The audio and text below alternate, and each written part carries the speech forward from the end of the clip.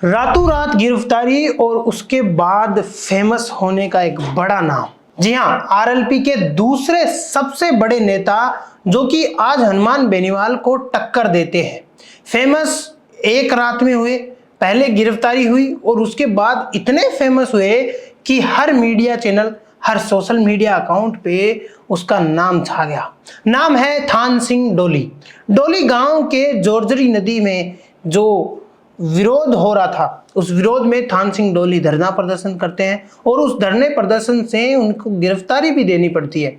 और गिरफ्तारी के बाद वो इतना फेमस हो जाते हैं कि आज हनुमान बेनीवाल के बाद में अगर आरएलपी में कोई बड़ा नेता नाम जाना जाता है तो वो है थान सिंह डोली। हनुमान बेनीवाल के भाई नारायण बेनीवाल और कनिका बेनीवाल उनकी पत्नी, उनसे भी अब ज्यादा फेमस नजर आते हैं थान सिंह डोली। क्या है थान सिंह डोली की पूरी कहानी, आइए जानते हैं इस वीडियो में। नमस्कार दोस्तों, आपका स्वागत है भारत रफ्तार में और मैं हूं आपके साथ हरी।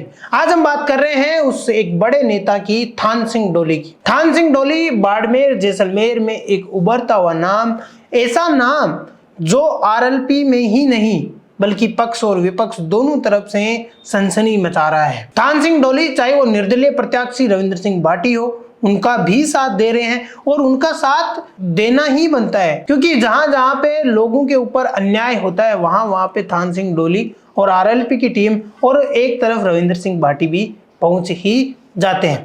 थान सिंह डोली एक रात में फेमस हो गए थे।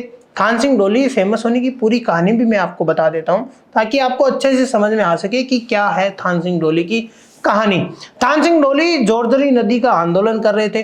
2021-22 से यह आंदोलन चल रहा था और 2021-22 से जब यह आंदोलन शुरू हुआ तब थान सिंह डोली ने यह मुद्दा उठाया और ये मुद्दा उठाने के बाद एक रिपोर्ट भी आई और उसके द्वारा कुछ मुआवजा और फैक्ट्रियां जो थी उस पर थोड़ा सा रोक लगाया गया, लेकिन ये हुआ नहीं। जोरजरी नदी जो कि लूनी नदी की सबसे बड़ी सहायक नदी है, उसको जहर बनते हुए टाइम नहीं लग रहा था। 2025 आते आते जो प्रदूषण की सीमा थी वो पार हो चुकी थी। प्रदूषण अपने चरम पे था और ये थान सिंह डोली देख नहीं पाए। डोली गांव के रहने वाले थान सिंह ने सोचा कि अब गांव वालों को इकट्ठा करके एक आंदोलन किया जाए और स्थानीय लोगों की मदद से थान सिंह डोली ने एक आंदोलन की शुरुआत की। और आंदोलन की शुरुआत के साथ ही 6 से 7 दिन जब आंदोलन हुए और कोई सुनवाई नहीं हुई तो उसके बाद वो टोल प्लाजा, पासी के टोल प्लाजा पे जाके बैठ गए और वहां पे आमरण अनशन, जिसको कहते हैं अनिश्चितकालीन धरना, वो शुरू कर दिया। अनिश्चितकाल धरना में थान सिंह डोली बैठे रहे। छठे दिन उनकी गिरफ्तारी हुई और जब गिरफ्तारी हुई 17 अगस्त को, उस दिन थान सिंह डोली फेमस हो गए। और गिरफ्तारी की वजह थी कि थान सिंह डोली ने वहां पे हिंसा की है, लेकिन ऐसा कुछ हुआ ही नहीं था, जबकि वो चुपचाप शांति से अनिश्चितकालीन धरने पे बैठे हुए थे स्थानीय लोगों के साथ में। ना टेंट था ना कुछ और था, धूप बारिश छांव हर जगह वो एक साथ बैठे रहे। उसके बाद रविंद्र सिंह भाटी ने भी उसका समर्थन किया, थान सिंह डोली का समर्थन किया।